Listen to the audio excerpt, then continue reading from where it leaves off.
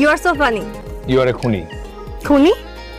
আরে হাসি দিয়ে কতগুলো ছেলেকে খুন করছেন, কখনো গুনে দেখছেন? ওকে, একটা ফ্রি অ্যাপ ব্যবহার করে নাটকের ক্লিপ ভিডিও এইচডিআর এডিটিং করব। এই অ্যাপটা কিভাবে ডাউনলোড করবে সেটা ভিডিও শেষে দেখিয়ে দেব। অ্যাপটা ওপেন করার পর এরকম একটা ইন্টারফেস চলে আসবে। নিচে দেখতে পাচ্ছ ক্রিয়েশন, এই অপশনটাতে ক্লিক করে দিতে হবে।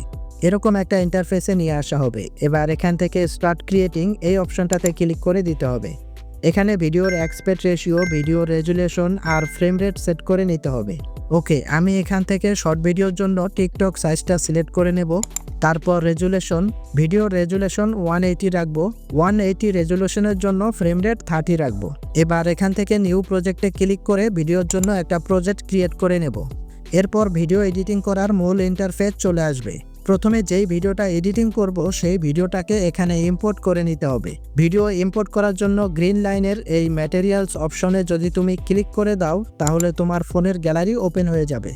এবার সিম্পলি তুমি যে ভিডিওটা এডিটিং করবে সেই ভিডিওটাকে এখান থেকে সিলেক্ট করে নেবে। তারপর নিচে থেকে ইম্পোর্ট অ্যাসেট এই অপশনটাতে ক্লিক করে দেবে।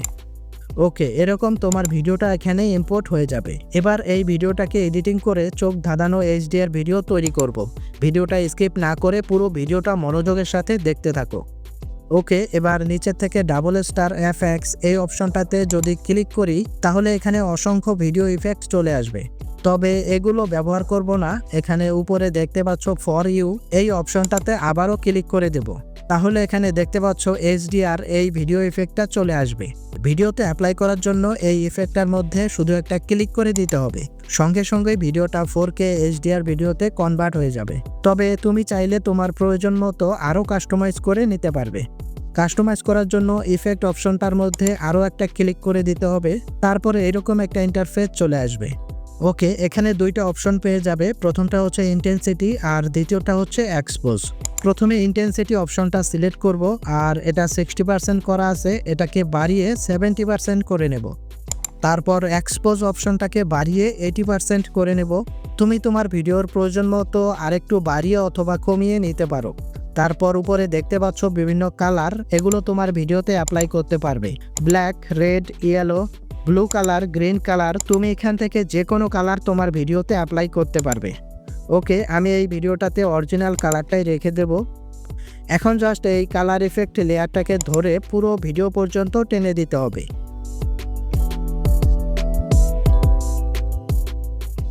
ওকে, ভিডিওটা তৈরি করা কমপ্লিট। এবার এটাকে গ্যালারিতে সেভ করে নিতে হবে। গ্যালারিতে সেভ করার জন্য উপরে ডান পাশে দেখতে পাচ্ছ ডাউনলোড বাটন, এটার মধ্যে শুধু একটা ক্লিক করে দেবে। তারপর গ্যালারিতে ভিডিওটা সেভ হয়ে যাবে। এবার ভিডিওটা ইউটিউবে আপলোড দেওয়ার জন্য ফাইনাল এডিটিং করে নেব CapCut video editor app use করে। ওপেন করে নেব ক্যাপকাট ভিডিও এডিটর অ্যাপ।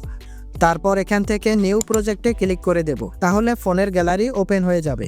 এখানে কিছুক্ষণ আগে যেই ভিডিওটা তৈরি করেছি সেই ভিডিওটাকে সিলেক্ট করে নিতে হবে। ওকে, ভিডিওটা আপলোড দেওয়ার জন্য ফাইনাল এডিটিং একেবারে সিম্পলভাবে এখান থেকে করে নেব। প্রথমে ভিডিও লেয়ারটাকে এরকম সিলেক্ট করে নেব। তারপর নিচের ভলিউম অপশনটাতে ক্লিক করে দেব।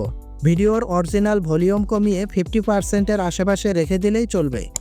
ওকে, তারপর নিচের থেকে অডিও অপশনটাতে ক্লিক করতে হবে। তারপর এখান থেকে সাউন্ড, এখানে তোমার ইচ্ছা মতো যে কোনো মিউজিক সার্চ করে ব্যবহার করতে পারবে। আমি এখান থেকে একটা হিন্দি রোমান্টিক গান সার্চ করে নেব।